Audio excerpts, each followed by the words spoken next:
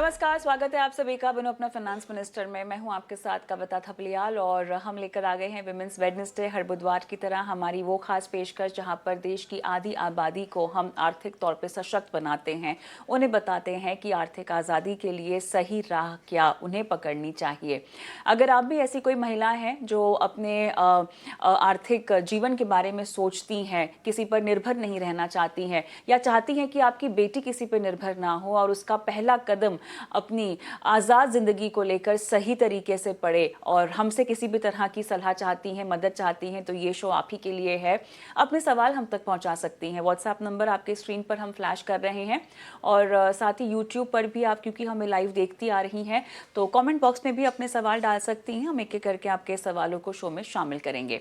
हमारे साथ जुड़ गए हैं हर्षवर्धन नुक्टा और हर बुधवार को हमारे साथ जुड़ते हैं विमेंस वेडनेसडे की हमारी इस पेशकश और हमारी मुहिम को आगे ले जाते हैं। हर्ष, गुड इवनिंग, स्वागत है आपका बनो अपना फाइनेंस मिनिस्टर में। और बहुत दिलचस्प सवाल आ रहे हैं और इक्विटी एक बतौर एसेट क्लास निवेश का विकल्प और कैसे इक्विटी में निवेश करने के लिए पूरा आसमान भले भारत में हो या विदेश में हो खुला है, धीरे धीरे शायद लगता है निवेशकों को समझ में आ रहा है। लेकिन बहरहाल शुरुआत करते हैं, बहुत सवाल आए हैं। स्मिता का सवाल लूंगी पहले, और पॉकेट एसआईपी के बारे में हर्ष ये जानना चाहती हैं और कैसे शुरू करें, कहाँ से शुरू करें। स्मिता को ये जानकारी चाहिए। तो स्मिता, सबसे पहले तो शुक्रिया ये सवाल हमसे पूछने के लिए। हम जानते हैं कि pocket SIP as a concept बहुत ज़्यादा दिलचस्प है, बहुत लोगों ने इसको समझा है और एक मौका दे रहे हैं अपने आप को इक्विटी में निवेश करने का। तो धन्यवाद सवाल भेजने के लिए। और हर्ष, हमारे लिए भी वो मौका जहां पर हम बारीकी से समझा पाए निवेशकों को कि पॉकेट एसआईपी से आप शुरुआत करें इक्विटी में निवेश करने की। म्यूचुअल फंड्स का ये एक तरीका है, आप इसमें शुरू कर सकते हैं और लंबी अवधि में निवेश बढ़ाना भी है ताकि आप अपने आर्थिक लक्ष्य तक पहुंच पाएं। बताइए। जी हाँ, कविता। इनफैक्ट ये इंडस्ट्री की एक मुहिम है। एमपी, सेबी ये चाह रहे हैं कि जो आज की तारीख में एसआईपी इतना पॉपुलर मेथड ऑफ इन्वेस्टिंग हो गया है, लोगों ने उसे सराहा है। हम जो मंथली कलेक्शन देख रहे हैं वो करीबन 30,000 करोड़ तक पहुंच गया है। तो अगर हम इसमें इनिशियल स्टेज में देखें कि जो मिनिमम एसआईपी की रकम है, वो जो मोस्ट फंड हाउसेज एक्सेप्ट करती हैं वो करीबन 1,000 रुपए की। जब आप अगर एसआईपी करनी है तो 1,000 रुपए से शुरू करें। अब ये देखा गया था कि बहुत बड़ा ऐसा एक सेगमेंट है देश का, जहां पे लोग उससे 1,000 रुपए महीने का अफोर्ड नहीं कर पाते। इसकी वजह से वो हर महीने की एसआईपी शुरू नहीं कर पा रहे हैं।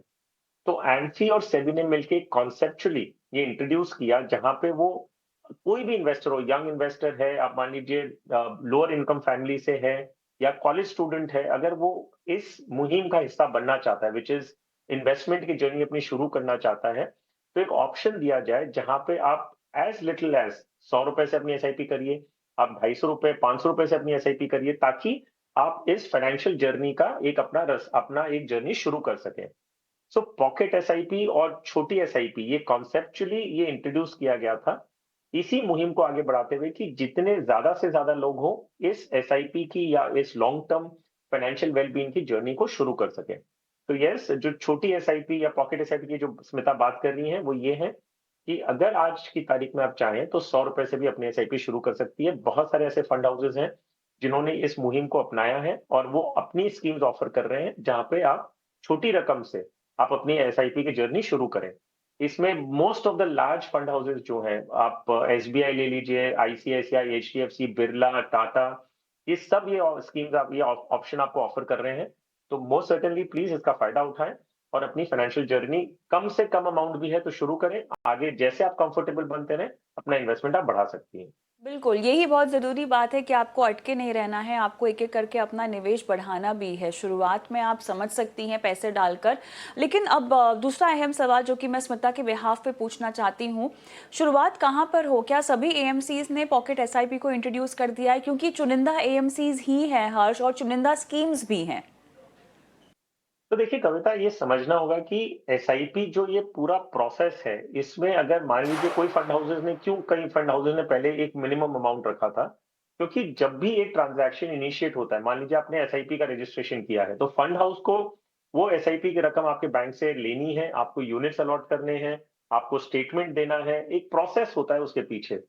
तो there is a cost to handle that. अगर आप कोई भी ट्रांजैक्शन करते हैं एक फंड हाउस पे, वो कॉस्ट आता है। तो अगर आप ₹1000 की एसआईपी कर रहे हैं, तो भी उनको कहीं न कहीं वो कॉस्ट शायद भारी पड़ता है हैंडल करना। अगर कोई 10 लाख की एसआईपी कर रहा है, तो ऑब्वियसली उसपे प्रॉफिट कमा रहे हैं। नाउ क्वेश्चन ये उठता है कि ₹100 की एसआईपी मोस्ट सर्टेनली एक लॉस मेकिंग प्रोपोज़िशन है फंड हाउस के लिए। अगर आप ₹100 की एसआईपी कोई भी एक फंड हाउस में रजिस्टर करते हैं, यकीन मानिए उस फंड हाउस को वो ट्रांज़ैक्शन करने का लॉस हो रहा है, प्रॉफिट नहीं कमा रहे हैं वो, क्योंकि वो ट्रांज़ैक्शन कॉस्ट ही इतना ज़्यादा है कि वो पैसा नहीं बना पा रहे हैं उसपे। इसके बावजूद वो ये प्रोडक्ट ऑफर कर रहे हैं, ये ऑप्शन ऑफर कर रहे हैं इसी के लिए कि आगे जाते हुए इस इंडस्ट्री में और जितने ज़्यादा लोग हों वो इंक्लूसिव हो, वो जुड़े इस मुहिम के साथ में, तो इसी के लिए ऑफर की जा रही है।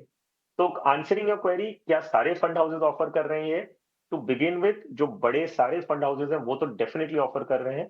धीरे-धीरे हम देखेंगे कि कोई भी पीछे छूटना नहीं चाहेगा। क्यों? क्योंकि उसकी वजह से ऑब्वियसली एक इन्वेस्टर वो खो देते हैं। तो उम्मीद फंड हाउस की यही रहती है।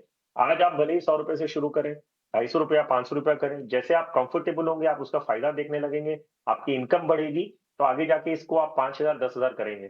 तो कोई भी वो मौका नहीं खोना चाहता कि आज आपको सपोर्ट ना करे, ताकि जब बड़ी एसआईपी करने का टाइम आए, तो आप किसी और फंड हाउस के साथ हैं। तो आप देखेंगे सूनर और लेटर सारे फंड हाउस आपको ये ऑप्शन देने लग जाएंगे। लेकिन आज की तारीख में यस, जो सारे बड़े फंड हाउसेस हैं, वो डेफिनिटली ये सर्विस आपको ऑफर कर रहे हैं। ऑलराइट, चलिए तो यहाँ पर ये सलाह स्मिता को, और स्मिता अगर इसके आगे भी आपको कुछ जानना है तो अपने सवाल आप हम तक पहुँचा सकती हैं। और स्मिता ही नहीं, वो तमाम दर्शक हमारे जो अब तक एसआईपी के बारे में सोच रहे हो, या कम से कम दिमाग में ये लगा कर बैठे हों कि बहुत सारा पैसा चाहिए होता है एसआईपी करने के लिए, हर्ष अब वो दिन चले गए हैं। ₹100 तक से भी आप एसआईपी की शुरुआत कर सकते हैं, और ये बेहतरीन मौका है जो भारतीय म्यूचुअल फंड्स के जरिए आपको मिल रहा है। अगला सवाल ले लेते हैं हर्ष, और रुखसाना का सवाल है। ये दिल्ली की रहने वाली हैं, 30 साल की इनकी उम्र है, और ये होम मेकर हैं। इनके रिटायर्ड पेरेंट्स की जिम्मेदारी इन पर है, और उन्हीं के लिए ये कह रही हैं कि एक सही इंश्योरेंस प्लान ये खरीदना चाहती हैं, और निवेश के लिए ये खुद के लिए ₹1000 की एसआईपी भी शुरू करना चाहती हैं। तो बहरहाल इंश्योरेंस और इन्वेस्टमेंट बिल्कुल सही आप सोच रही हैं रुखसाना। और देखिए, देर आए दुरुस्त आए, मैं तो यही कहूँगी। आपके पेरेंट्स रिटायर हो चुके हैं हर्ष, अब तक अगर इनके पास कोई कवरेज नहीं है, तो भले ही थोड़ा सा डिले ज़रूर हो गया है, भले ही अगर इनके ऊपर कोई हेल्थ कंडीशंस ऑलरेडी हैं, तो थोड़ा सा मुश्किल भी हो सकता है, शायद हाई प्रीमियम कॉस्ट पर इनको जो है कोई प्लान मिले। बट कैसे डिसाइड करें कि इनके लिए क्या सही है, और सही इंश्योरेंस प्लान फिर कहाँ से मिलेगा? देखिए कविता, इनका जो सवाल है वो बहुत बहुत इंपॉर्टेंट है और बहुत जरूरी है कि बाकी सब भी सुने, ये जान के कि अगर आप अपना खुद का बीमा, आप मान लीजिए 25-30 साल के हैं या 40 साल के हैं, और आप अपना जो हेल्थ इंश्योरेंस है सिर्फ अपने एम्प्लॉयर पे डिपेंडेंट है, ये कहते हुए कि आज मुझे नहीं खरीदना है क्योंकि मेरी कंपनी ने मुझे ऑफर कर रखा है, तो ये बहुत बड़ी गलती हो सकती है एट ए टाइम जब आप वो नौकरी छोड़ देंगे और आप जब रिटायर हो जाएंगे। ये सिचुएशन आती है कि आप अगर 60 के बियॉन्ड या कोई भी सीनियर सिटीजन आप बन जाते हैं और तब आप जाके इंश्योरेंस लेने की कोशिश करते हैं, तो उसमें कई दिक्कतें आ सकती हैं। पहली, आपने राइटली बताया कि अगर कोई प्री एक्जिस्टिंग एलिमेंट्स हैं, कोई ऐसी बीमारी हो चुकी है कि कोई इंश्योरेंस अभी आपको, कोई कंपनी आपको बीमा देगा ही नहीं, या आपकी कोई हॉस्पिटलाइजेशन हुआ है पास्ट में जिसकी वजह से अब कोई इंश्योरेंस कंपनी कहती है कि हमें वो रिस्क नहीं लेना है। तो आपको अपना खुद का इंडिपेंडेंट इंश्योरेंस तब लीजिए तब जब जब आपको कोई बीमारी नहीं है, और यही पॉलिसी आप कंटिन्यू करेंगे जब आप रिटायर भी होंगे। तो आज के हिसाब से नहीं, भले ही आज आपके एम्प्लॉयर आपको कवर कर रहे हैं, लेकिन आपको खुद का इंश्योरेंस लेना है उस टाइम के लिए जब आपके पास कोई नौकरी नहीं होगी। अब रुखसाना के लिए यही सजेशन होगा कि आप एक ही इंश्योरेंस पे फोकस करिए अपने पेरेंट्स के लिए, आपको और बाकी टर्म प्लान वगैरह की कोई जरूरत नहीं है। आप उनके लिए एक अच्छा मेडिकल कवर लेने की कोशिश करें, जहाँ पे आपका अगर उन्हें कोई बीमारी होती है और हॉस्पिटल में भर्ती होना पड़ता है, तो आप उन्हें अच्छा से अच्छा ट्रीटमेंट दे सकें। ऐसा ना हो कि पैसों की कमी की वजह से आप अच्छा ट्रीटमेंट ना करवा पाएँ। तो आपका मकसद क्या होना चाहिए? मैं हेल्थ इंश्योरेंस इसके लिए ले रही हूँ ताकि अगर कुछ बीमारी हो, तो उनका जो ट्रीटमेंट है वो बिना पैसे की तकलीफ के बिना आप उन्हें अच्छा ट्रीटमेंट करवा सकते हैं। बहुत सारी ऐसी लीडिंग कंपनीज हैं जो आपको सीनियर सिटीजन के लिए कवर देती हैं। HDFC, Ergo, Tata AIG, Niva Bupa, ICICI Lombard, ये सारी कंपनी सीनियर सिटीजन को हेल्थ कवर देती हैं। तो आप प्लीज चेक करिए कौन सी कंपनी आपकी पेरेंट्स की करंट हेल्थ स्टेटस को देखते हुए आपको कवरेज दे रही है।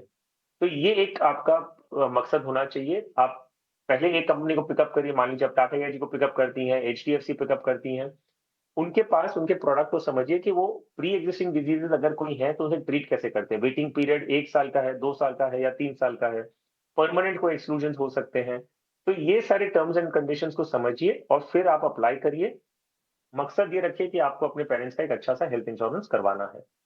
अब आते हैं आपके इन्वेस्टमेंट्स पे। आपने कहा कि आपको ₹1000 महीने के इन्वेस्ट करनी है।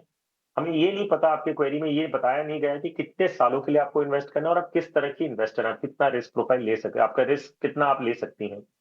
नेवरदलेस अगर आपका टाइम होराइजन 5 साल के बियॉन्ड है, मिनिमम 5 इयर्स एंड बियॉन्ड है, और मैं समझ रहा हूँ कि आप फर्स्ट टाइम इन्वेस्टर हैं, तो मैं आपको एक हाइब्रिड फंड का सजेशन दे सकता हूँ, जो एक मल्टी एसेट फंड है, जिसमें equity, debt, precious metal, REITs वगैरह सब आ जाता है।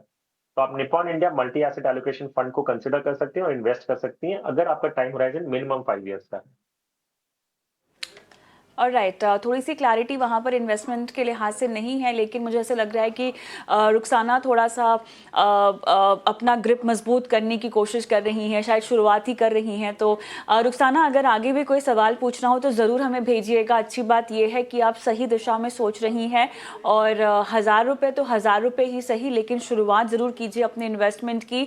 और हाँ, आप होम मेकर हैं तब भी निवेश के बारे में आप सोच रही हैं, आपने अपने माता पिता के इंश्योरेंस के बारे में सोचा। जैसे हर्ष भी कह रहे थे, आज की तारीख में ये बहुत बड़ा सवाल है और कई बार मुसीबत सामने आने पर हम इस बारे में सोचते हैं, और ऐसा आपने नहीं होने दिया। आपने किसी भी तरह की मुसीबत आने से पहले पकड़ लिया और आपने मर्ज पहले जो है अपने हाथ में रख लिया। ये बहुत अच्छी बात है रुखसाना, और मैं चाहती हूँ कि बाकी दर्शक भी रुखसाना से ये बात सीखें कि फाइनेंशियल प्लानिंग का पहला कदम हमेशा रिस्क प्रोटेक्शन होता है, और हमेशा अपने आप को और अपने परिवार को सही इंश्योरेंस कवर से आपको जो है कवर करना चाहिए, हेल्थ इंश्योरेंस हो या लाइफ इंश्योरेंस हो। बहरहाल इस पर भी अगर सवाल पूछना चाहते हैं आप तो अपने सवाल हम तक पहुंचा सकते हैं। इंश्योरेंस या इन्वेस्टमेंट, व्हाट्सएप नंबर पर अपने सवाल आप छोड़ सकते हैं। हर्ष, आगे बढ़ेंगे और अगला दिलचस्प सवाल आया है कृषि का, और इन्हें अंतर्राष्ट्रीय बाजार में पैसे लगाने हैं, इनके पास 5 लाख रुपए हैं। फॉरेन मार्केट्स के बारे में जानना चाहती हैं, फॉरेन इन्वेस्टमेंट्स के बारे में जानना चाहती हैं। Krishi, once again thank you so much ये सवाल पूछने के लिए। आपके ज़रिए बहुत दर्शक जो हैं आज सलाह उन्हें मिलेगी। और हर्ष, हम जानते हैं कि भारतीय म्यूचुअल फंड्स के ज़रिए आप अंतर्राष्ट्रीय बाजार में पैसा लगा सकते हैं, लेकिन अब वहाँ पर रेगुलेटर की कैपिंग जो आ रखी है उसके चलते अगर कोई रिडेम्पशन होता है किसी स्कीम से, तब जाके ही निवेश का मौका बनता है और तभी ही वो स्कीम इन्वेस्टमेंट के लिए खुलती है। और अब ऐसे में हम देख रहे हैं कि कोई खास इन्वेस्टमेंट के लिए स्कीम्स खुली नहीं है। बट हैविंग सेड दैट, अब क्या और विकल्प हो सकते हैं? कृषि 5 लाख रुपए कहाँ लगा सकती हैं और किस बाजार में भी, क्योंकि विदेशी बाजारों की हम बात करें बहुत उथल पुथल हो रही है, कहाँ कौन सी इकोनॉमी सही होगी, कितना एक्सपोजर सही होगा, ये सब बुनियादी सवाल हैं जब आप अंतर्राष्ट्रीय बाजार में पैसे लगाने के बारे में सोचते हैं हर्ष, तो आपके जहन में आते हैं। तो कविता, ये पहले हम ये लेते हैं कि कितने ऑप्शंस हैं। अगर आप इंडिया के बाहर इन्वेस्ट करना चाहते हैं तो आपके पास कौन से ऑप्शंस हैं। सो पहला ऑप्शन जो है वो है एलआरएस के अंडर में जो लिबरलाइज रेमिटेंस स्कीम है, जिसके तहत हर भारतीय हर फाइनेंशियल ईयर में $2.5 लाख तक वो बाहर इन्वेस्ट कर सकते हैं। तो ये आप डायरेक्टली इंटरनेशनल स्टॉक्स वगैरह खरीद सकते हैं जो इंटरनेशनल एक्सचेंजेस पे लिस्टेड हैं। लेकिन इसके लिए आपको जाना होगा एक इंटरनेशनल ब्रोकर्स के थ्रू। उसके लिए एक सेपरेट आपका रजिस्ट्रेशन प्रोसेस होता है।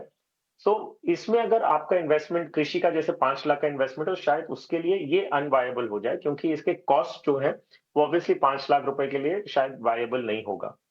दूसरा ऑप्शन है जिसके थ्रू ये इन्वेस्ट कर सकती है आज की तारीख में, या any Indians can invest, is through gift city. Gift city में जो अपने भारतीय म्यूचुअल फंड्स हैं, उन्होंने अपनी ब्रांचेस खोल रखी है वहां पे, जिनके थ्रू आप गिफ्ट सिटी में स्कीम्स ऑफर की जाती हैं और जिनके थ्रू आप इंटरनेशनल मार्केट्स में इन्वेस्ट कर सकते हैं। हालांकि उसमें फिलहाल मोस्ट ऑफ द स्कीम्स की जो मिनिमम थ्रेशोल्ड लिमिट्स हैं वो करीबन $1.5 लाख की है। लेकिन कई फंड्स अभी इंट्रोड्यूस किए जा रहे हैं जिसमें आप $5,000 का भी इन्वेस्टमेंट कर सकती हैं। तो उधर थोड़ा ध्यान रखें। उधर एक ऑप्शन आपको मिलेगा जहां पे एलआरएस के थ्रू ही ये होता है, लेकिन आप गिफ्ट सिटी के थ्रू अपना पैसा बाहर रूट करते हैं, not through international brokers to buy direct equities. तो ये एक दूसरा ऑप्शन है गिफ्ट सिटी के थ्रू। वहां पे बहुत इंटरेस्टिंग डेवलपमेंट्स हो रहे हैं, वहां पे नजर रखें तो शायद इनको एक ऑप्शन मिल जाएगा आगे जाते हुए। तीसरा ऑप्शन ऑफ कोर्स जो मोस्ट पॉपुलर मोस्ट कन्वीनियंट है, वो है कि आप इंडियन म्यूचुअल फंड्स में उनकी इंटरनेशनल स्कीम्स में इन्वेस्ट करें। ये जो आप रिफर कर रही थी कि भाई $7 बिलियन की जो ओवरऑल इंडस्ट्री लिमिट है वो ब्रीच हो चुकी है, तो इसकी वजह से फ्रेश इनफ्लोज लिया नहीं जाता। लेकिन ओकेशनली आप देखेंगे, जैसे आपने बताया कि रिडेम्पशन होता है तो कई फंड्स खुलते हैं फ्रेश सब्सक्रिप्शन लेने के लिए, तो उस समय आप इन्वेस्ट कर सकते हैं। उनमें आपके पास ऑप्शंस हैं, आपके पास इंटरनेशनल जैसे नैस्डैक 100 इंडेक्स हो गया, S&P 500 इंडेक्स है। आप डेवलप्ड वर्ल्ड मतलब आप नॉट ओनली यूएस लेकिन अदर अदर कंट्रीज में करना चाहें वो भी कर सकते हैं। आपके पास चाइना फंड है, आपके पास यूरोप के फंड हैं, बहुत सारे ऑप्शंस हैं जहां पे आप पैसे लगा सकते हैं। ऑब्वियसली लेकिन ये तब होगा जब इंडस्ट्री की वो लिमिट को या तो रिलैक्स किया जाएगा या कोई स्कीम टेम्पररी अपनी फ्रेश इनफ्लोस लेने के लिए खुलती है। चौथा ऑप्शन जो है वो है ईटीएफ्स। तो ये सारी स्कीम्स की जो हमने बात की, मान लीजिए नैस्डैक 100, S&P 500, इनके जो ईटीएफ है वो एक्सचेंजेस पे लिस्टेड है। तो उसमें बाइंग सेलिंग हो सकती है आज भी। क्यों? क्योंकि वहां पे जो बेचने वाले होते हैं वो एग्जिस्टिंग इन्वेस्टर्स हैं। आप फ्रेश मनी फंड कलेक्ट नहीं कर रहा है। तो अगर आप मार्केट्स पे लेते हैं ईटीएफ के रूप में, तो वो आज की तारीख में भी खुला है, तो उसमें आप नैस्डैक 100 या S&P 500 इसके ईटीएफ खरीद सकते हैं। सिर्फ ध्यान रखिएगा कि ईटीएफ जिस प्राइस में ट्रेड होते हैं, बाइंग सेलिंग होती है, वो जरूरी नहीं है कि वो स्कीम की एनएवी हो सकता है वो आप उसका प्रीमियम दे रहे हो, बिकॉज इसकी अदरवाइज इन्वेस्ट करने की लिमिट्स बंद हो चुकी हैं, तो जो एग्जिस्टिंग यूनिट होल्डर्स हैं वो आपको प्रीमियम में ऑफर कर रहे हैं। तो मोस्ट रिटेल इन्वेस्टर्स क्या होता है ना, वो आई एनएवी या उसकी फेयर एनएवी को आइडेंटिफाई नहीं करते हैं, वो सिर्फ देखते हैं कि एक्सचेंज पे ट्रांजैक्शन हो रहा है तो सही भाव होगा। It doesn't mean that. So ETF में आप इन्वेस्ट कर सकते हैं, लेकिन प्लीज बी केयरफुल कि आप उसकी एनएवी को समझिए और क्या प्राइस में आप खरीद रहे हैं, ताकि आपके रिटर्न्स जो है वो मार नहीं खाए सिर्फ इसके लिए क्योंकि आपने हायर प्राइस दिया है। तो ऐसे 3-4 तरीके हैं इन्वेस्ट करने का। जो most simple, convenient, tax efficient, least compliance वाला है, वो है कि आप इंडियन म्यूचुअल फंड में इन्वेस्ट करें जब वो अपनी स्कीम्स ओपन करते हैं फ्रेश सब्सक्रिप्शन के लिए। ऑलराइट, चलिए बहुत डिटेल में यहाँ पर आपको जानकारी दे दी है। अच्छा, एक शॉट में ही लगा दें कृषि सारा पैसा? तो वेल कविता, आज की तारीख में सिचुएशन ये है कि अगर वो इंडियन म्यूचुअल फंड्स में इन्वेस्ट करना चाह रही हैं, तो स्कीम्स जो खुलती हैं वो एक लिमिटेड पीरियड के लिए खुलती हैं। तो उसमें ऑब्वियसली आप अगर एसआईपी वगैरह करने जाएंगे तो पूरा पैसा आपका इन्वेस्ट होगा नहीं। तो अगर कोई स्कीम एक्सेप्ट करती है तो आपको, यस अनफॉर्चुनेटली, चाहे ना चाहे आप लमसम करेंगे तो ही आपका पैसा पूरा डिप्लॉय होगा। नहीं तो ये बहुत बड़ा चांस है कि आपने पहला ट्रांच डाल दिया और अगले ट्रांच तक वो स्कीम फिर से बंद हो जाए। तो यस, आइडियली स्पीकिंग आप कहीं भी इक्विटी में इन्वेस्ट करें, आपको एसआईपी के रूप से करना चाहिए या स्टैगर्ड मैनर में करना चाहिए। लेकिन इस पर्टिकुलर केस में जहां पे आप अ, अगर म्यूचुअल फंड्स खुलने का वेट करते हैं स्कीम का और उसमें डालना चाहते हैं तो आपको लमसम ही करना होगा। चलिए, वक्त है छोटे से ब्रेक का, जल्द लौटते हैं।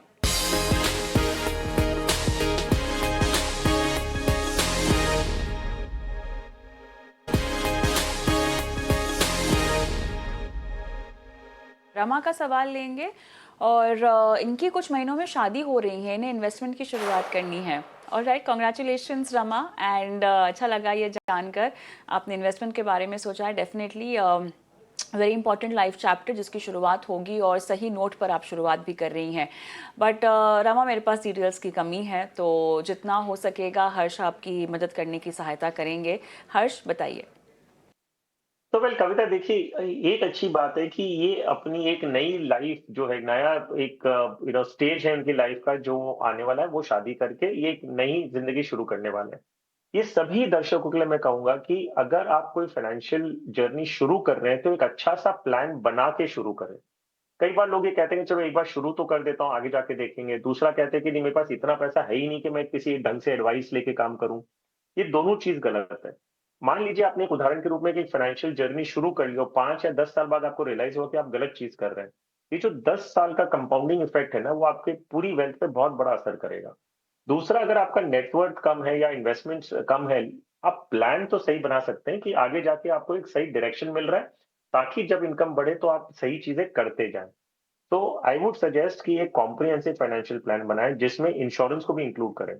तो इंश्योरेंस में आपके हेल्थ इंश्योरेंस हो गया, डिसेबिलिटी इंश्योरेंस हो गया, लाइफ कवर हो गए, ये सारा अच्छा सा एक प्लान बनाएं और इसके बाद एक short term, medium term, long term goals, emergency fund, इसका एक पूरा एक रोड मैप बना लें, एक ब्लूप्रिंट बना लें कि भाई इन्हें एक्चुअली करना क्या है और धीरे धीरे वो सारे जो सेक्शन है उसको भरते रहें। एक सही डायरेक्शन में आप अगर अभी शुरू करेंगे तो आपका फाइनेंशियल प्लान जो मिस्टेक्स की वजह से उसका जो कॉर्पस अफेक्ट होता है वो नहीं होगा आपके लिए। तो सही डायरेक्शन से स्टार्ट करें, कोई सेबी रजिस्टर्ड फाइनेंशियल एडवाइजर को ढूंढें और उनके साथ एक अच्छा प्लान बनाएं और फिर अपनी जर्नी शुरू करेंगे तो ये सही तरीका होगा। अक्सर हमने देखा है लोगों ने शुरुआत कर ली, 10 साल तक उस गलत प्रोडक्ट में चले गए, फिर 10 साल बाद आप चेंज करते हैं, आपको यकीन नहीं होगा कि कितना बड़ा नुकसान आपने अपने कॉर्पस का कर दिया है, क्योंकि 10 साल का टाइम होराइजन आपने खो दिया है। तो डोंट डू दैट मिस्टेक। छोटा नेटवर्क है, कम इन्वेस्टमेंट्स है, डजंट मैटर। सही प्लान बनाएं, सही एडवाइस लें, registered SEBI registered investment adviser से मिलें, एक प्लान बनाएं और फिर अपनी जर्नी शुरू करें। ऑलराइट, चलिए आगे बढ़ते हैं। बैंगलोर से श्वेता का सवाल लेते हैं और इन्होंने जो है 500 रुपये की एसआईपी से शुरुआत की थी अपने इन्वेस्टमेंट की, अब 20,000 रुपीज़ इन्वेस्ट करती हैं, सो कंग्रेचुलेशंस। इन्हें अब जो है मल्टी एसेट फंड्स के बारे में जानना है। इनके पास एक लार्ज कैप है, स्मॉल कैप है, लेकिन मल्टी एसेट्स नहीं है। तो ये जानना चाहती हैं कि कहाँ इन्वेस्ट करें, और गोल्ड में भी इनको इन्वेस्ट करना है, तो गोल्ड के लिए भी गोल्ड फंड या ईटीएफ आप क्या रेकमेंड करेंगे? कॉन्ग्रेचुलेशंस श्वेता, अच्छा लगा जान के कि आपने काफ़ी कुछ सीखा इस शो से। कोशिश हमारी यही है, और ख़ासतौर से विमेंस वेडनेसडे में तो हम यही चाहते हैं कि आप जैसी महिलाएं और भी आगे बढ़े, इन्वेस्टमेंट बढ़ाएं।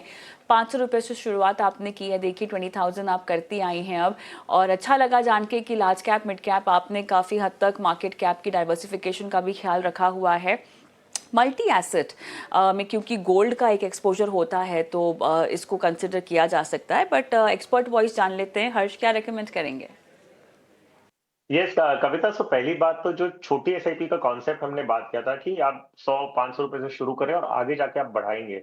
आई थिंक श्वेता एक सही एग्जांपल है इस चीज का कि उन्होंने 500 रुपए से एसआईपी शुरू की, आज वो 20,000 रुपए महीना कर रही है। सो यही है एक्चुअली जो इंडस्ट्री चाह रहा है कि ज्यादा से ज्यादा इन्वेस्टर्स को इसका फायदा बताया जाए। सो आई थिंक क्लासिस्ट एग्जाम्पल हमको इसी शो पे मिल गया आज की तारीख में। आते हैं मल्टी एसेट फंड पे। Yes, multi asset fund as the word suggest, ये मल्टीपल एसेट क्लासेस में इन्वेस्ट करते हैं। सो एक ही स्कीम में आपको equity, debt, precious metal, REITs, InvITs सब मिल जाएगा, जहां पे आपने मान लीजिए 1,000 रुपए डाले, लेकिन वो पैसे डिवाइड होके मल्टीपल एसेट्स में जाते हैं। दूसरा फायदा इसका ये होता है कि कोई भी रीबैलेंसिंग आपको मैन्युअली नहीं करनी है कि भाई आपने इक्विटी में डाला, डेट में अलग से डाला, फिर प्रेशियस मेटल्स लिया है, तो कभी आपको ऐसा लगे कि नहीं इक्विटी वैल्यूएशन बढ़ गया है तो मुझे रीबैलेंस करना हो कि इक्विटी बेचो, डेट खरीदो। ये सारी चीज आपको मैन्युअली नहीं करनी होती है ना मल्टी एसेट फंड। आप जब मल्टी एसेट में करते हैं, फंड मैनेजर ऑटोमेटिकली ये रीबैलेंसिंग करते रहते हैं। तो एज एन इन्वेस्टर बहुत आसान हो जाता है, मैं एक ही स्कीम में पैसे लगा रहा हूँ, उसमें मुझे मल्टीपल एसेट्स मिल गए, दूसरा रीबैलेंसिंग भी फंड मैनेजर ही कर रहा है। तो आई थिंक ये एक बहुत एफिशिएंट वे है जिसमें एक इन्वेस्टर अपने अपने एसेट एलोकेशन प्लान कर सकते हैं और इन्वेस्टमेंट्स कर सकते हैं। इसमें दो स्कीम के ऑप्शंस दे रहा हूँ, कोई भी एक लें, आपको दो स्कीम लेने की जरूरत नहीं है। White Oak multi asset allocation fund या Nippon India multi asset allocation fund, कोई भी एक स्कीम पिक कर लें और उसमें वो अपना इन्वेस्टमेंट्स कर सकती है। ऑलराइट, चलिए यहाँ पर एक आखिरी सवाल लेते हैं जो कि सागर का आ रहा है, और उनको अपनी बेटी के लिए ही प्लानिंग करनी है, शायद एजुकेशन गोल, लेकिन उन्होंने कुछ इन्वेस्टमेंट्स कर रखी हैं। HDFC सेंसेक्स प्लान है इनके पास 4,000 रुपीज़, HDFC चिल्ड्रन प्लान भी है इनके पास, सुकन्या समृद्धि में भी ये इन्वेस्ट कर रहे हैं।